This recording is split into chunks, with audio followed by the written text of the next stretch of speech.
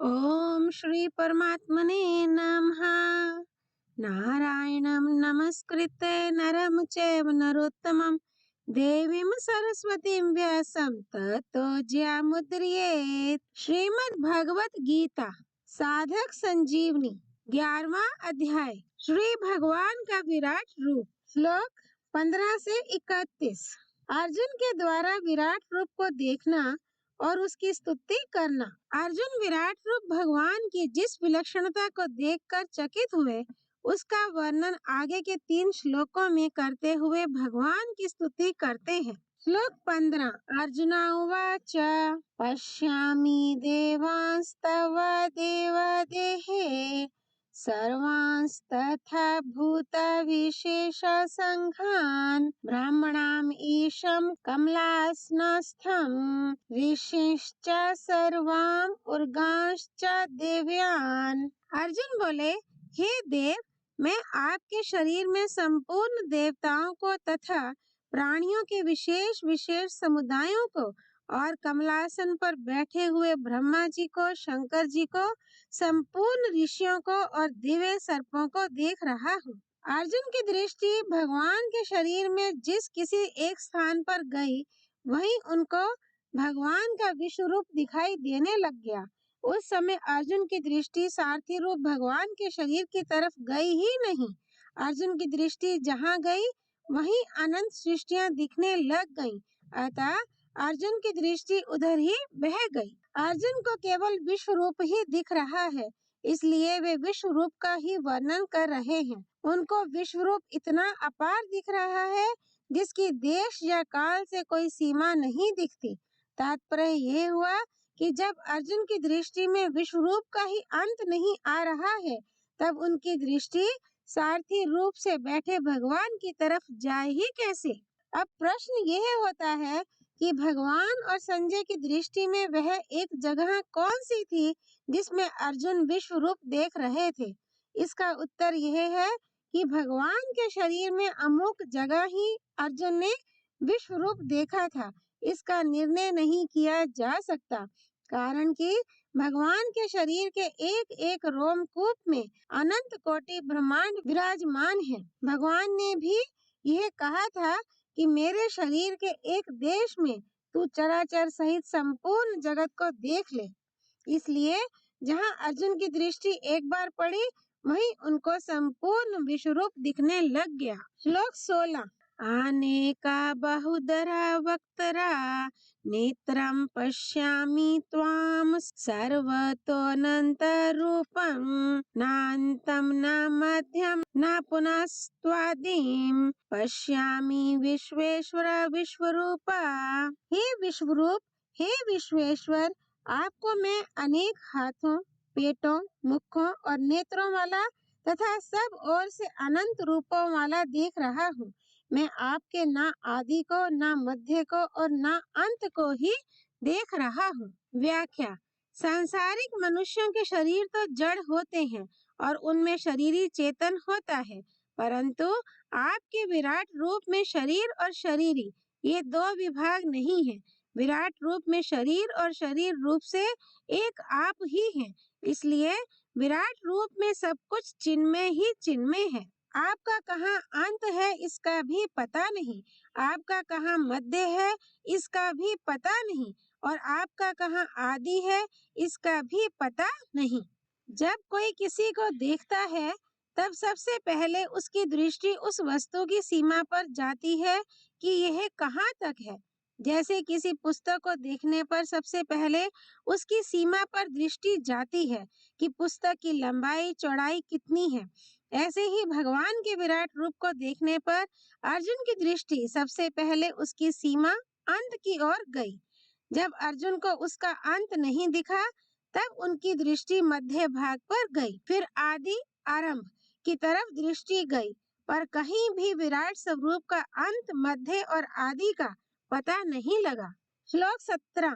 किरीटिनं गदिनं चक्रिणं च तेजो राशिं सर्वतो दीप्तिमन्तं पश्यामि त्वां दुर्निरीक्ष्यम् समन्ताद् दीप्तानलर्कद्युतिम् अप्रमेयम्। मैं आपको किरीट, मुकुट, गदा, चक्र तथा शंख और पद्म धारण किए हुए देख रहा हूँ। आपको तेज की राशि सब और प्रकाश वाले दिदीप्यमान अग्नि तथा सूर्य के समान कांति वाले नेत्रों के द्वारा कठिनता से देखे जाने योग्य और सब तरफ से अप्रमेय स्वरूप देख रहा हूँ। व्याख्या। अर्जुन को विश्व रूप में भगवान विष्णु का चतुर्भुज रूप भी दिख रहा है। आप सब तरफ से अप्रमेय, अपरिमित है, अर्थात आप प्रमा, माप के विषय नहीं है। प्रत्यक्ष, अनुमान, उपमान, शब्द, अर्थापत्ति, अनुपलब्धि आदि कोई भी प्रमाण आपको बताने में काम नहीं करता, क्योंकि प्रमाणों में शक्ति आपकी ही है। अब आगे के श्लोक में अर्जुन भगवान को निर्गुण निराकार, सगुण निराकार और सगुण साकार रूप में देखते हुए भगवान की स्तुति करते हैं। श्लोक 18। त्वाम अक्षरम परमं वेदिता वयम् त्वाम अस्या विश्वस्य परम निधानम् त्वाम अव्ययः शाश्वता धर्मा गुप्ता सनातनस्त्वाम पुरुषो मतो मे। आप ही जानने योग्य परम अक्षर ब्रह्म है। आप ही इस संपूर्ण विश्व के परम आश्रय हैं। आप ही सनातन धर्म के रक्षक हैं और आप ही अविनाशी सनातन पुरुष हैं, ऐसा मैं मानता हूँ। व्याख्या। वेदों, शास्त्रों, पुराणों, स्मृतियों, संतों की वाणियों और तत्वज्ञ जीवन मुक्त महापुरुषों द्वारा जानने योग्य जो परमानंद स्वरूप अक्षर ब्रह्म है, जिसको निर्गुण निराकार कहते हैं, वे आप ही हैं। देखने, सुनने और समझने में जो कुछ संसार आता है, उस संसार के परम आश्रय आधार आप ही हैं। जब महाप्रलय होता है, तब संपूर्ण संसार कारण सहित आप में ही लीन होता है और फिर महासर्ग के आदि में आप से ही प्रकट होता है। इस तरह आप इस संसार के परम निधान हैं। जब धर्म की हानि और अधर्म की वृद्धि होती है, तब आप ही अवतार लेकर अधर्म का नाश करके सनातन धर्म की रक्षा करते हैं। अव्यय अर्थात अविनाशी, सनातन, आदि रहित, सदा रहने वाले उत्तम पुरुष आप ही हैं, ऐसा मैं मानता हूँ। अब आगे के 2 श्लोकों में अर्जुन उस विश्व रूप की उग्रता, प्रभाव, सामर्थ्य का वर्णन करते हैं। श्लोक 19। अनादि मध्यंतम अनंता वीर्यम् अनंता बहुम शशि सूर्य नेत्रम् पश्यामि त्वाम दीप्ताहुताशा वक्त्रम् स्वतेजसा विश्वम् एदं तपन्तम्। आपको मैं आदि, मध्य और अंत से रहित, अनंत, प्रभावशाली, अनंत भुजाओं वाले, चंद्र और सूर्य रूप नेत्रों वाले, प्रज्वलित अग्नि रूप मुखों वाले और अपने तेज से इस संसार को तपाते हुए देख रहा हूँ। व्याख्या। आप आदि, मध्य और अंत से रहित हैं, अर्थात आपकी कोई सीमा नहीं है। आप में अपार पराक्रम, सामर्थ्य, बल और तेज है। आप अनंत, असीम, शक्तिशाली हैं। आपकी कितनी भुजाएं हैं, इसकी कोई गिनती नहीं हो सकती। आप अनंत भुजाओं वाले हैं। संसार मात्र को प्रकाशित करने वाले जो चंद्र और सूर्य हैं, वे आपके नेत्र हैं। इसलिए संसार मात्र को आपसे ही प्रकाश मिलता है। यज्ञ, होम आदि में जो कुछ अग्नि में हवन किया जाता है, उन सबको ग्रहण करने वाले दिदीप्यमान अग्नि रूप मुख वाले आप ही हैं। अपने तेज से संपूर्ण विश्व को तपाने वाले आप ही हैं। तात्पर्य ये है कि जिन जिन व्यक्तियों, वस्तुओं, परिस्थितियों आदि से प्रतिकूलता मिल रही है, उनसे ही संपूर्ण प्राणी संतप्त हो रहे हैं। संतप्त करने वाले और संतप्त होने वाले दोनों एक ही विराट रूप के अंग हैं। इस श्लोक का तात्पर्य ये है कि भगवान सब तरह से अनंत हैं। उनके तेज से तपने वाला विश्व भगवान से अलग नहीं है। अतः तपाने वाला और तपने वाला दोनों ही भगवान के स्वरूप हैं। श्लोक 20। ध्यावा पृथिव्योर इदम अंतरम ही व्याप्तम तवेकेन दिशश्च सर्वः दृष्ट्वाद्भुतं रूपम उग्रम तवेदम लोकात्रयं प्रव्याथित उत्तम महात्मन। हे महात्मन, ये स्वर्ग और पृथ्वी के बीच का अंतराल और संपूर्ण दिशाएं एक आप से ही परिपूर्ण है। आपके इस अद्भुत और उग्र रूप को देखकर तीनों लोग व्यथित व्याकुल हो रहे हैं। व्याख्या। महात्मन, इस संबोधन का तात्पर्य है कि आपके स्वरूप के समान किसी का स्वरूप हुआ नहीं, है नहीं, होगा नहीं और हो सकता भी नहीं, इसलिए आप महात्मा अर्थात महान स्वरूप वाले हैं। स्वर्ग और पृथ्वी के बीच में जितना अवकाश है, पोलाहट है, वह सब पोलाहट आपसे परिपूर्ण हो रही है। पूर्व पश्चिम उत्तर दक्षिण, पूर्व उत्तर के बीच में ईशान, उत्तर पश्चिम के बीच में वायव्य, पश्चिम दक्षिण के बीच में नैऋत्य और दक्षिण पूर्व के बीच में आग्नेय तथा ऊपर और नीचे ये 10 दिशाएं आपसे व्याप्त हैं, अर्थात इन सब में आप ही आप विराजमान हैं। यहाँ पर एक शंका होती है कि अगर विराट रूप को देखकर त्रिलोकी व्यथित हो रही है तो दिव्य दृष्टि के बिना त्रिलोकी ने विराट रूप को कैसे देखा? भगवान ने तो केवल अर्जुन को दिव्य दृष्टि दी थी। त्रिलोकी को विराट रूप देखने के लिए दिव्य दृष्टि किसने दी? इसका समाधान ये है कि संतप्त और व्यथित होने वाले त्रिलोकी भी उस विराट रूप के अंतर्गत ही है, अर्थात विराट रूप का ही अंग है। संजय ने और भगवान ने विराट रूप को एक देश में देखने की बात कही, पर अर्जुन ने एक देश में देखने की बात नहीं कही, कारण कि विराट रूप देखते हुए भगवान के शरीर की तरफ अर्जुन का ख्याल ही नहीं गया। उनकी दृष्टि केवल विराट रूप की तरफ ही बह गई। जब सारथी रूप भगवान के शरीर की तरफ भी अर्जुन की दृष्टि नहीं गई, तब संतप्त और व्यथित होने वाले इस लौकिक संसार की तरफ अर्जुन की दृष्टि कैसे जा सकती है? इससे सिद्ध होता है कि संतप्त होने वाला और संतप्त करने वाला तथा व्यथित होने वाला और व्यथित करने वाला, ये चारों उस विराट रूप के ही अंग हैं। अर्जुन को ऐसा दिख रहा है कि त्रिलोकी विराट रूप को देखकर व्यथित भयभीत हो रही है, पर वास्तव में विराट रूप के अंतर्गत भयानक सिंह, व्याघ्र, सांप आदि जंतुओं को और मृत्यु को देखकर त्रिलोकी भयभीत हो रही है। मार्मिक बात, देखने सुनने और समझने में आने वाला संपूर्ण संसार भगवान के दिव्य विराट रूप का ही एक छोटा सा अंग है। संसार में जो जड़ता, परिवर्तनशीलता, अद्वितीयता दिखती है, वह वस्तुतः दिव्य विराट रूप की ही एक झलक है, एक लीला है। विराट रूप की जो दिव्यता है, उसकी तो स्वतंत्र सत्ता है, पर संसार की जो अद्वितीयता है, उसकी स्वतंत्र सत्ता नहीं है। अर्जुन को तो दिव्य दृष्टि से भगवान का विराट रूप दिखा, पर भक्तों को भाव दृष्टि से ये संसार भगवत स्वरूप दिखता है। वासुदेवः सर्वम, तात्पर्य है कि जैसे बचपन में बालक का कंकड़ पत्थरों में जो भाव रहता है, वैसा भाव बड़े होने पर नहीं रहता। बड़े होने पर कंकड़ पत्थर उसे आकृष्ट नहीं करते।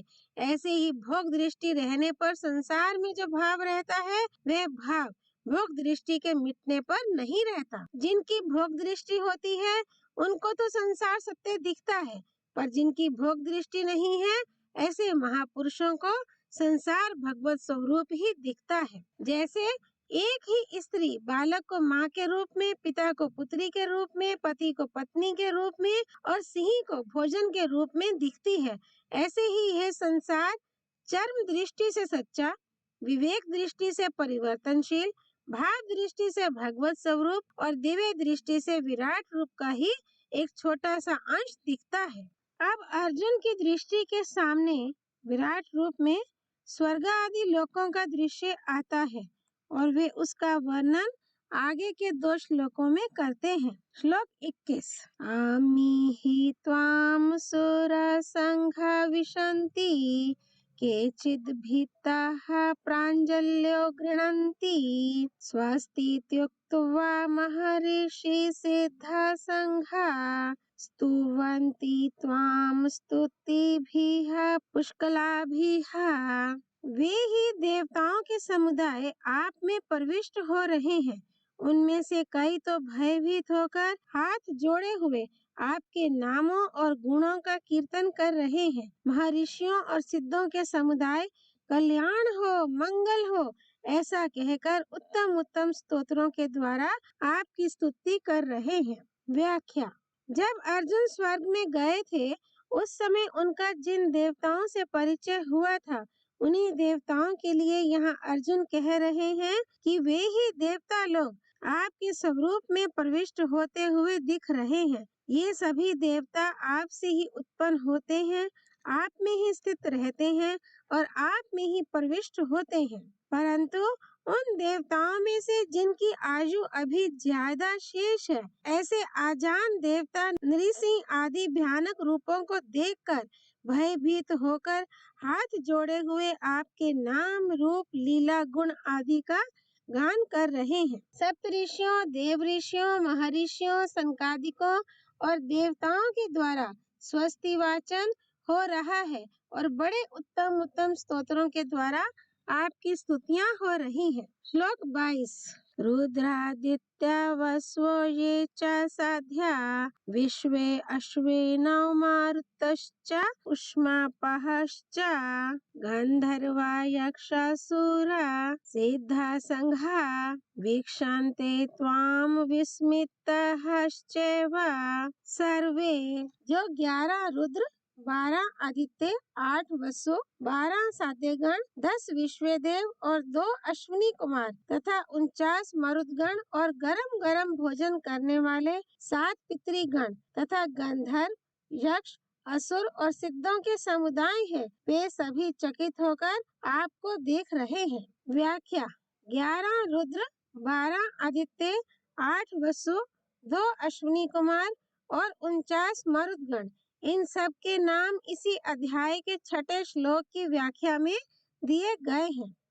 मन, अनुमंता, प्राण, नर, यान, चित्ती, हय, नय, हंस, नारायण, प्रभव और विभु, ये 12 साधे हैं। क्रतु, दक्ष, श्रव, सत्य, काल, काम, धुनि, कुरुवान, प्रभुवान और रोचमान, ये 10 विश्व देव हैं। कविवाहा, अनल, सोम, यम, अर्यमा, अग्निश्वात और बरिशत, ये 7 पितर हैं। उष्म अर्थात गर्म अन्न खाने के कारण पितरों का नाम उष्मपा है। कश्यप जी की पत्नी मुनि और प्राधा से तथा अरिष्टा से गंधर्वों की उत्पत्ति हुई है। गंधर्व लोग राग रागनियों की विद्या में बड़े चतुर हैं। ये स्वर्ग लोक के गायक हैं। कश्यप जी की पत्नी खस्सा से यक्षों की उत्पत्ति हुई है। देवताओं के विरोधी दैत्यों, दानवों और राक्षसों को असुर कहते हैं। कपिल आदि को सिद्ध कहते हैं। सभी देवता, पितर, गंधर्व, यक्ष आदि चकित होकर आपको देख रहे हैं। ये सभी देवता आदि विराट रूप के ही अंग हैं। श्लोक 23। रूपम महत ते बाहुवक्त्र नेत्रम महाबाहो बाहु बहुरूपादम बाहुदरम बाहुदंष्ट्राकृलं दृष्ट्वा लोकः प्रव्यथितास्तथाहम्। हे महाबाहो, आपके बहुत मुखों और नेत्रों वाले, बहुत भुजाओं, जंघाओं और चरणों वाले, बहुत उदरों वाले और बहुत विकराल दाढ़ों वाले महान रूप को देखकर सब प्राणी व्यथित हो रहे हैं तथा मैं भी व्यथित हो रहा हूँ। व्याख्या। आपके मुख एक दूसरे से नहीं मिलते। कई मुख सौम्य हैं और कई विकराल हैं। कई मुख छोटे हैं और कई बड़े हैं। ऐसे ही आपके जो नेत्र हैं वे भी सभी एक समान नहीं दिख रहे हैं। कई नेत्र सौम्य हैं और कई विकराल हैं। कई नेत्र छोटे हैं, कई बड़े हैं, कई लंबे हैं, कई चौड़े हैं, कई गोल हैं, कई टेढ़े हैं, आदि आदि। हाथों की बनावट, वर्ण, आकृति और उनके कार्य विलक्षण विलक्षण है। जंघाएं विचित्र विचित्र हैं और चरण भी तरह तरह के हैं। पेट भी एक समान नहीं है। कोई बड़ा, कोई छोटा, कोई भयंकर आदि कई तरह के पेट हैं। मुखों में बहुत प्रकार की विकराल दाढ़ें हैं। ऐसे महान भयंकर विकराल रूप को देखकर सब प्राणी व्याकुल हो रहे हैं और मैं भी व्याकुल हो रहा हूँ। इस श्लोक से पहले कहे हुए श्लोकों में भी अनेक मुखों, नेत्रों आदि की और सब लोगों के भयभीत होने की बात आई है। अतः अर्जुन एक ही बात बार बार क्यों कह रहे हैं? इसका कारण है, पहला, विराट रूप में अर्जुन की दृष्टि के सामने जो जो रूप आता है उसमें उनको नई नई विलक्षणता और दिव्यता दिख रही है। दूसरा, विराट रूप को देखकर अर्जुन इतने घबरा गए, चकित हो गए, चकरा गए, व्यथित हो गए कि उनको ये ख्याल ही नहीं रहा कि मैंने क्या कहा है और मैं क्या कह रहा हूँ। तीसरा, पहले तो अर्जुन ने तीनों लोकों के व्यथित होने की बात कही थी, पर यहाँ सब प्राणियों के साथ साथ स्वयं के भी व्यथित होने की बात कहते हैं। चौथा, एक बात को बार बार कहना अर्जुन के भयभीत और आश्चर्यचकित होने का चिन्ह है।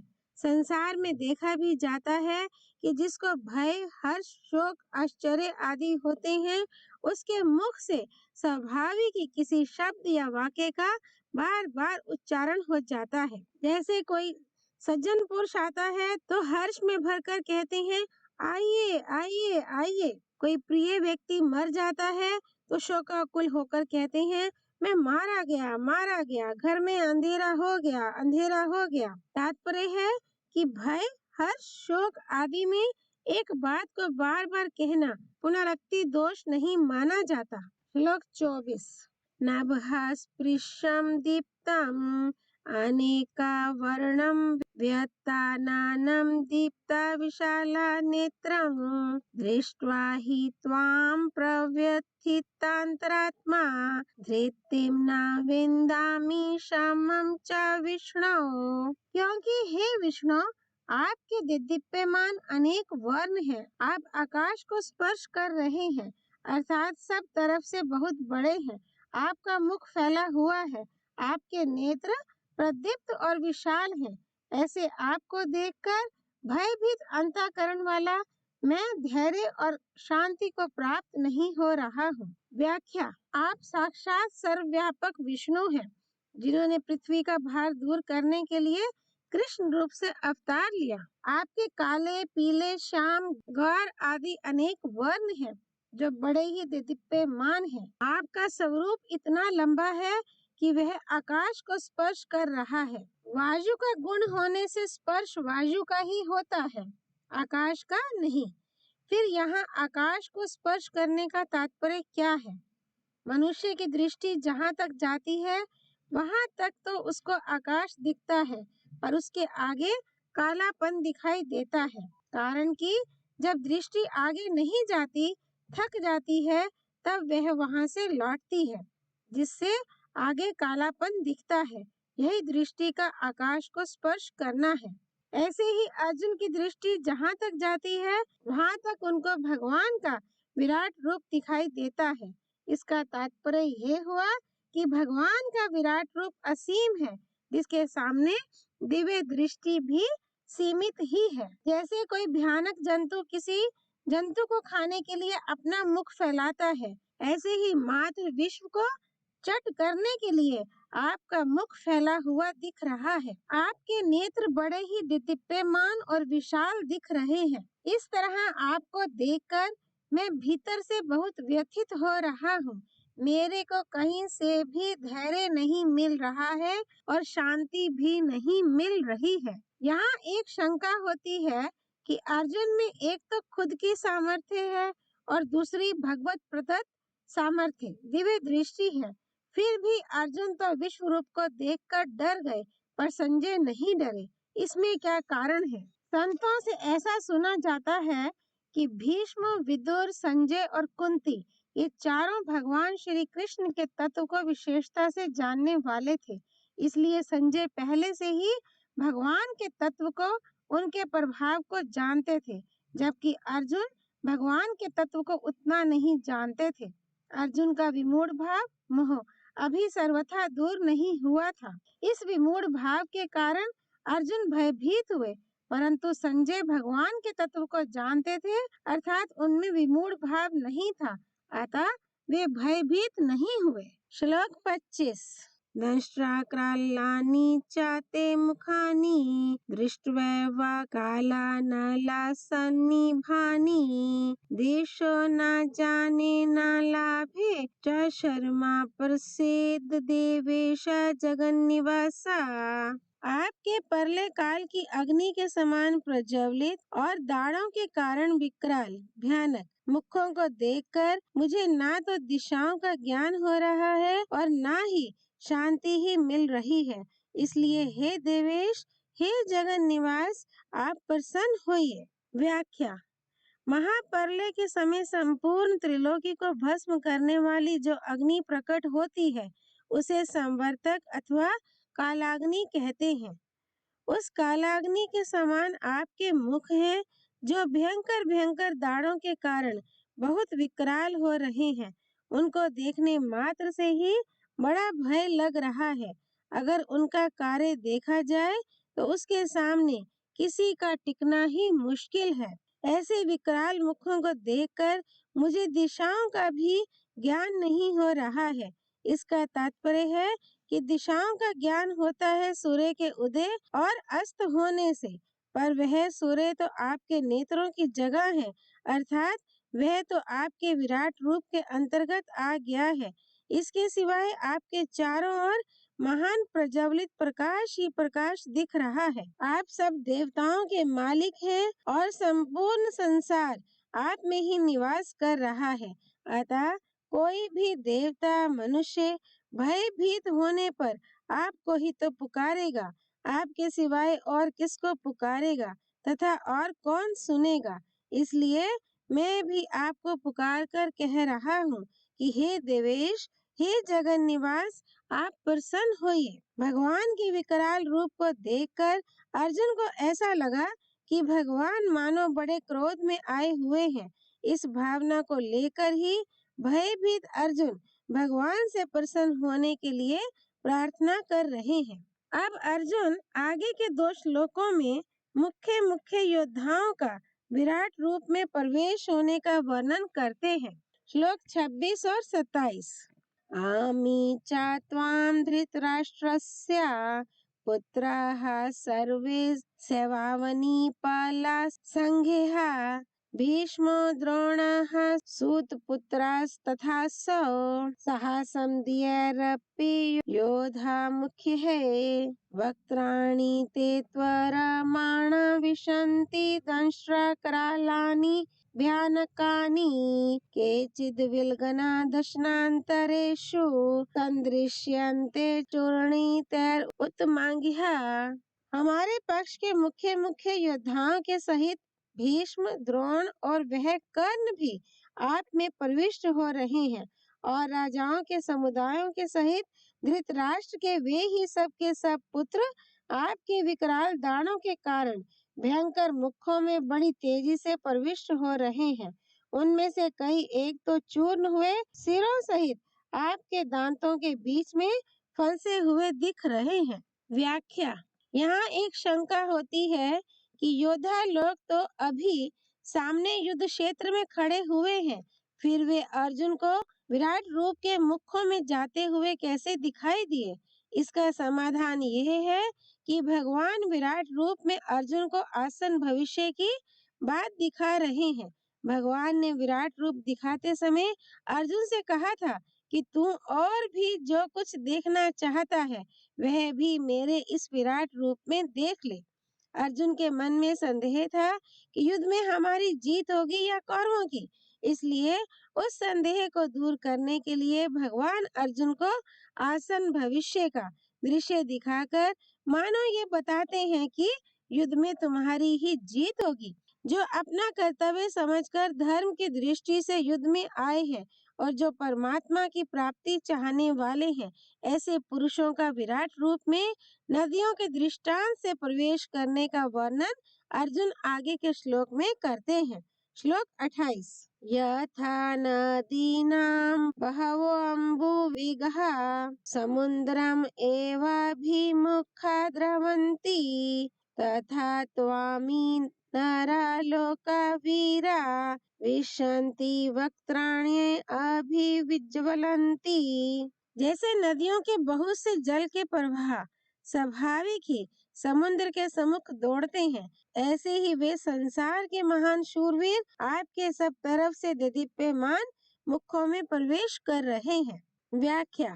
मूल में जल मात्र समुद्र का है।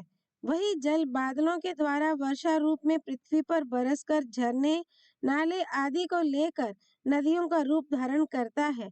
उन नदियों के जितने वेग हैं, प्रवाह हैं, वे सभी स्वाभाविक ही समुद्र की तरफ दौड़ते हैं, कारण कि जल का उद्गम स्थान समुद्र ही है। वे सभी जल प्रवाह समुद्र में जाकर अपने नाम और रूप को छोड़कर, अर्थात गंगा, यमुना, सरस्वती आदि नामों को और प्रवाह के रूप को छोड़कर समुद्र रूप ही हो जाते हैं। फिर वे जल प्रवाह समुद्र के सिवाय अपना कोई अलग स्वतंत्र अस्तित्व नहीं रखते। वास्तव में तो उनका स्वतंत्र अस्तित्व पहले भी नहीं था, केवल नदियों के प्रवाह रूप में होने के कारण वे अलग दिखते थे। नदियों की तरह मात्र जीव नित्य सुख की अभिलाषा को लेकर परमात्मा के सम्मुख ही दौड़ते हैं, परंतु भूल से असत नाशवान शरीर के साथ संबंध मान लेने से वे सांसारिक संग्रह और संयोग जन्य सुख में लग जाते हैं तथा अपना अलग अस्तित्व मानने लगते हैं। उन जीवों में वे ही वास्तविक शूरवीर हैं, जो सांसारिक संग्रह और सुख भोगों में ना लगकर जिसके लिए शरीर मिला है, उस परमात्म प्राप्ति के मार्ग में ही तत्परता से लगे हुए हैं। ऐसे युद्ध में आए हुए भीष्म, द्रोण आदि नरलोक वीर आपके प्रकाशमय ज्ञान स्वरूप मुखों में प्रविष्ट हो रहे हैं। जो राज्य और प्रशंसा के लोभ से युद्ध में आए हैं और जो सांसारिक संग्रह और भोगों की प्राप्ति में लगे हुए हैं, ऐसे पुरुषों का विराट रूप में पतंगों के दृष्टांत से प्रवेश करने का वर्णन अर्जुन आगे के श्लोक में करते हैं। श्लोक 29। यथा प्रदीप्तं ज्वलनं पतंगा विशन्ति नाशाय समृद्धा वेगः तथैव नाशाय विशन्ति लोकस्त्वापि वक्त्राणि समृद्धा वेगः। जैसे पतंगे मोहवश अपना नाश करने के लिए बड़े वेग से दौड़ते हुए प्रज्वलित अग्नि में प्रविष्ट होते हैं, ऐसे ही ये सब लोग भी मोहवश अपना नाश करने के लिए बड़े वेग से दौड़ते हुए आपके मुखों में प्रविष्ट हो रहे हैं। व्याख्या। जैसे हरी हरी घास में रहने वाले पतंगे चतुर्मास की अंधेरी रात्रि में कहीं पर प्रज्वलित अग्नि देखते हैं तो उस पर मुग्ध होकर कि बहुत सुंदर प्रकाश मिल गया, हम इससे लाभ ले लेंगे, हमारा अंधेरा मिट जाएगा, उसकी तरफ बड़ी तेजी से दौड़ते हैं। उनमें से कुछ तो प्रज्वलित अग्नि में सवार हो जाते हैं, कुछ को अग्नि की थोड़ी सी लपट लग जाती है तो उनका उड़ना बंद हो जाता है और वे तड़पते रहते हैं। फिर भी उनकी लालसा उस अग्नि की तरफ ही रहती है। यदि कोई पुरुष दया करके उस अग्नि को बुझा देता है तो वे पतंगे बड़े दुखी हो जाते हैं कि उसने हमारे को बड़े लाभ से वंचित कर दिया। भोग भोगने और संग्रह करने में ही तत्परता पूर्वक लगे रहना और मन में भोगों और संग्रह का ही चिंतन होते रहना, ये बड़ा हुआ सांसारिक वेग है। ऐसे वेग वाले दुर्योधन आदि राजा लोग पतंगों की तरह बड़ी तेजी से काल चक्र रूप आपके मुखों में जा रहे हैं, अर्थात पतन की तरफ जा रहे हैं। 84 लाख योनियों और नरकों की तरफ जा रहे हैं। तात्पर्य ये हुआ कि प्रायः मनुष्य सांसारिक भोग, सुख, आराम, मान, आदर आदि को प्राप्त करने के लिए रात दिन दौड़ते हैं। उनको प्राप्त करने में उनका अपमान होता है, निंदा होती है, घाटा लगता है, चिंता होती है, अंतःकरण में जलन होती है और जिस आयु के बल पर वे जी रहे हैं वह आयु भी समाप्त हो जाती है। फिर भी वे नाशवान भोग और संग्रह की प्राप्ति के लिए भीतर से ललायत रहते हैं। अब संपूर्ण लोकों का ग्रसन करते हुए विश्व रूप भगवान के भयानक रूप का वर्णन करते हैं। श्लोक 30। लेलीहयस्य ग्रसा मानहा समन्ताल लोकान समग्रान वदानेर्ज्वलादभिः। तेजोभिरपूर्या जगत् समग्रं भासास्तव ग्रहा प्रतापन्ति विष्णु। आप अपने प्रज्वलित मुखों द्वारा संपूर्ण लोकों का ग्रसन करते हुए उन्हें सब ओर से बार बार चाट रहे हैं। और हे विष्णु, आपका उग्र प्रकाश अपने तेज से संपूर्ण जगत को परिपूर्ण करके सबको तपा रहा है। व्याख्या: आप संपूर्ण प्राणियों का संहार कर रहे हैं और कोई इधर उधर ना चला जाए, इसलिए बार बार जीभ के लपेटे से अपने प्रज्वलित मुखों में लेते हुए उनका ग्रसन कर रहे हैं। तात्पर्य है कि काल रूप भगवान की जीभ के लपेट से कोई भी प्राणी बच नहीं सकता। विराट रूप भगवान अपने विलक्षण विलक्षण रूपों का दर्शन कराते ही चले गए। उनके भयंकर और अत्यंत उग्र रूप के मुखों में संपूर्ण प्राणी और दोनों पक्षों के योद्धा जाते देखकर अर्जुन बहुत घबरा गए। अतः अत्यंत उग्र रूपधारी भगवान का वास्तविक परिचय जानने के लिए अर्जुन प्रश्न करते हैं। श्लोक 31। आख्याहि मे को भवान उग्र रूपो नमोऽस्तु ते देववर प्रसीदा विज्ञातुम् इच्छामि भवन्तम् आद्यं नहि प्रजानामि तव प्रवृत्तिम्। मुझे यह बताइए कि उग्र रूप वाले आप कौन हैं? हे देवताओं में श्रेष्ठ, आपको नमस्कार हो। आप प्रसन्न होइए। आदि रूप आपको मैं तत्व से जानना चाहता हूँ, क्योंकि मैं आपकी प्रवृत्ति को भली भांति नहीं जानता। व्याख्या: आप देव रूप से भी दिख रहे हैं और उग्र रूप से भी दिख रहे हैं, तो वास्तव में ऐसे रूपों को धारण करने वाले आप कौन हैं? अत्यंत उग्र विराट रूप को देखकर भय के कारण अर्जुन नमस्कार के सिवाय और करते भी क्या।